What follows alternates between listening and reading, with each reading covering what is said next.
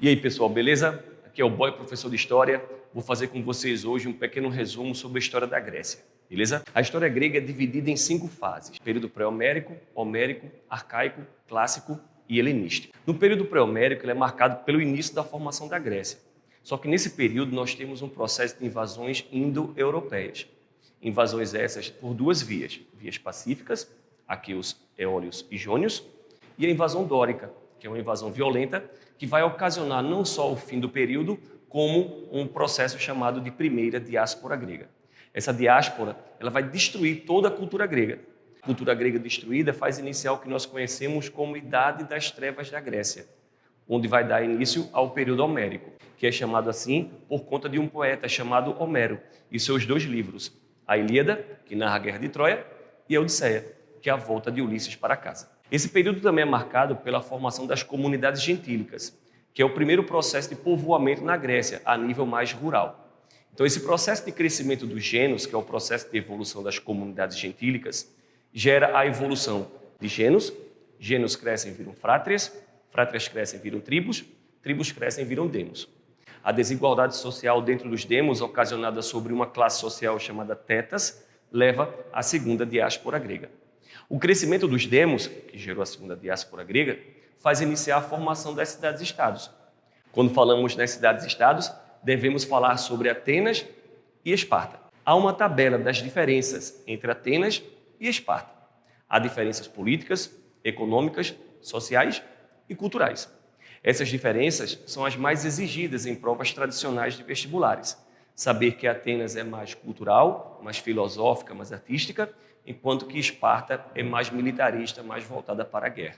Lembre-se também que as políticas das duas acabam também tendo algumas diferenças. Enquanto a política espartana é oligárquica, baseada em uma diarquia, que seria uma política formada por 2 reis, Atenas não. Atenas já é um berço da democracia.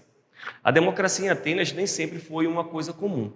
A democracia ateniense ela evolui através de alguns homens, que são os reformadores atenienses. Lembre-se de Drácon, Solon, Clístenes e Péricles. As reformas implantadas por eles faz com que a democracia na Grécia surja, mas especificamente em Atenas. As reformas de Drácon, com as leis draconianas, que são as leis escritas, Solon, em especial, com o fim da escravidão por dívida, além do fim da riqueza por berço, e Clístenes, que estabelece os princípios da democracia, isegoria, isocracia e isonomia. Após o período arcaico, que é o período da formação das cidades-estados, nós temos o período clássico. O período clássico é marcado pelas guerras. As guerras médicas e a Guerra do Peloponeso.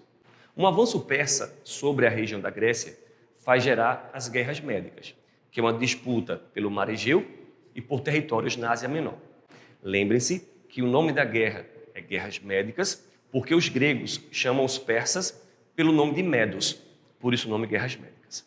O conflito se estende na Grécia entre gregos e persas através de uma união das polis gregas chamada Liga de Delos, que é a união das polis gregas, lideradas por Atenas, para combater os persas. Essa Liga de Delos traz a vitória da Grécia, mas em especial um grande salto de crescimento da cidade de Atenas. Lembrem-se que Atenas, após as guerras médicas, ela ascende economicamente, vimos isso com a conquista do mar Egeu e domínios de territórios na Ásia Menor, cresce politicamente, porque essa é a época de um reformador ateniense chamado Péricles, que consolida a democracia em Atenas, além de crescer filosoficamente, culturalmente falando, esse é o período dos socráticos, Sócrates, Platão e Aristóteles. O crescimento de Atenas faz gerar uma rivalidade de Esparta, que para combater a Liga de Delos, organiza a Liga do Peloponeso, uma liga das cidades do Peloponeso para combater Atenas. Essa guerra do Peloponeso é sempre denominada pelos historiadores como uma guerra suicida, já que gerou a fragmentação de toda a Grécia. Nós colocamos que ao fim desse conflito, com a vitória de Esparta, Esparta acaba sendo conquistada por uma outra polis grega, chamada Tebas. E logo em seguida, Tebas, também fragilizada, acaba sendo invadida pelos macedônicos, por Filipe II. Lembrem-se, a Guerra do Peloponeso marca a fragmentação das cidades-estados. As polis deixam de existir. A cidade estruturalmente não, mas o sentimento de independência e de autonomia, esse some com a Guerra do Peloponeso. Posterior à figura de Felipe II, rei da Macedônia, quem assume é seu filho, Alexandre o Grande, cuja principal característica de Alexandre são as conquistas em direção ao Oriente. Nessas conquistas, Alexandre leva a cultura grega para lá, e fazendo com que a cultura grega helênica se misture com a oriental, persa, hindu e egípcia, faça surgir assim uma nova cultura, a chamada cultura helenística. Lembre-se, o período helenístico é marcado pela expansão da cultura grega pelo Oriente. Cultura helenística é a fusão de elementos gregos com elementos orientais. Esse pequeno resumo vai te ajudar não só na prova mensal e bimestral, como também vai te ajudar muito no Enem. Beleza? Forte abraço.